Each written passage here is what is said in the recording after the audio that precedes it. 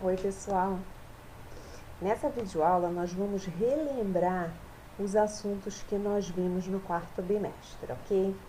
Nós começamos o bimestre estudando os tipos de predicado. Nós vimos que são 3 tipos: predicado verbal, predicado nominal e predicado verbo nominal. O predicado verbal tem como característica a presença de um verbo significativo, que é aquele verbo de ação, pode ser transitivo ou intransitivo como núcleo. Então, a gente tem um verbo de ação e assim, esse verbo de ação, esse verbo significativo, é o núcleo do predicado. Já no predicado nominal, o núcleo é um predicativo do sujeito. Tem um verbo de ligação ligando o sujeito a este predicativo. É o que a gente chama de verbo de estado. E o verbo nominal é, a grosso modo, a união dos dois, porque a gente tem um verbo significativo, um verbo de ação e também tem um predicativo, que pode ser do sujeito ou do objeto.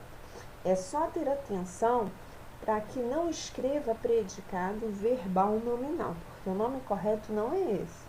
Apesar de ser, sim, uma união dos dois, o nome muda um pouquinho. Não é predicado verbal nominal, é predicado verbo nominal.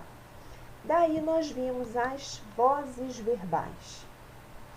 3 tipos: voz ativa, voz passiva e voz reflexiva. É aquela questão que a gente pensava se o sujeito é agente ou paciente. Pois é, na voz ativa, o sujeito é agente, ou seja, ele pratica a ação verbal. Já na voz passiva, o sujeito é paciente, ele não pratica, ele, pelo contrário, ele recebe a ação verbal. Eu até falava que era o sujeito preguiçoso, lembram disso?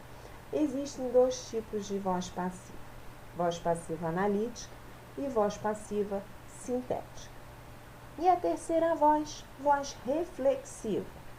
O sujeito, eu dizer que o sujeito da voz reflexiva é o cara, porque ele ao mesmo tempo é agente e paciente. O que significa? Ele pratica e recebe a ação verbal. E assim, obrigatoriamente, a gente tem um pronome oblíquo reflexivo. Pode ser o meu, o teu, o seu, o nós ou vos. Vimos o uso do agente separado e agente junto. Agente separado, quando a gente estiver se referindo de uma maneira informal à primeira pessoa do plural, que é nós.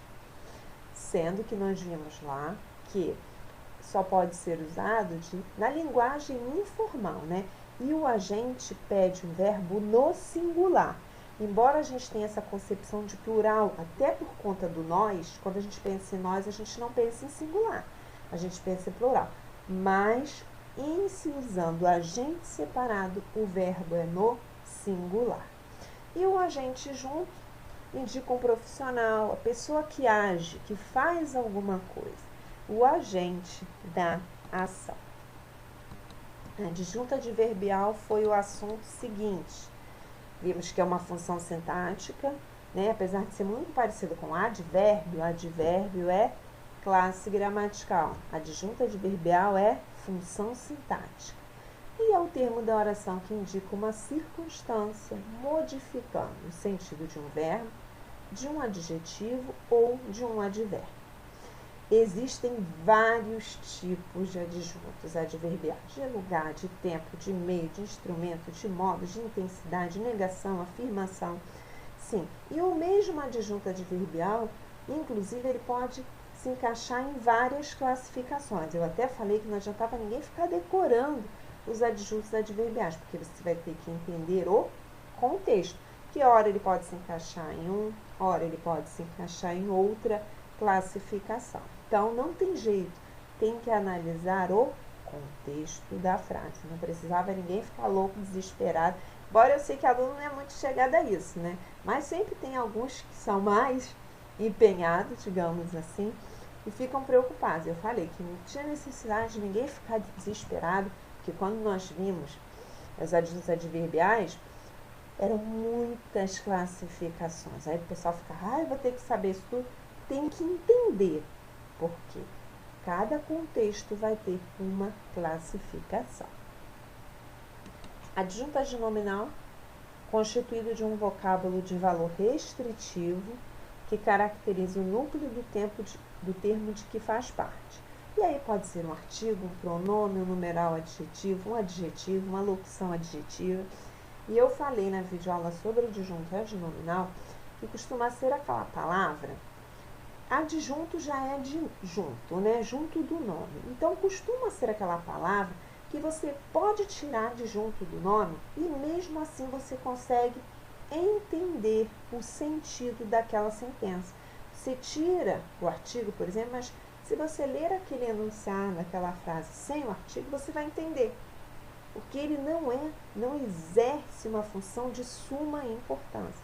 Então, na dúvida, né, eu preciso encontrar aqui os adjuntos adnominais. Tenta tirar as palavras que não são tão essenciais para o sentido daquela sentença, ok? E vimos ainda, encerrando o bimestre, os usos aí dessas expressões, né? Em vez de, ao invés de, a fim de com a fim separado e o a fim junto. Em vez de, né? Muito mais abrangente o uso do que ao invés de, e significa no lugar de, dando ideia de substituição de alguma coisa ou alguém. Já ao invés de, tem aquele sentido de ao contrário de oposição. O afim separado indica aí a finalidade e o afim junto, afinidade, proximidade, semelhança. Observem que nós vimos aí o uso de cada uma, dessas expressões, no caso da palavra afim, tentando fazer substituições. E é esse mesmo caminho. Né? Se você tiver aí a ideia de afinidade, vai ser o afim junto. Já se for aí com finalidade de, o afim separado, ao invés de, você pensa em oposição. Você tem que preencher usando em vez de ou ao invés de. Pensa se tem aquela ideia de oposição. Se tiver, ao invés de. Se tiver a ideia de substituição, em vez de. Então, pessoal, foram esses os nossos conteúdos aí do quarto bimestre, ok? Tchau, tchau!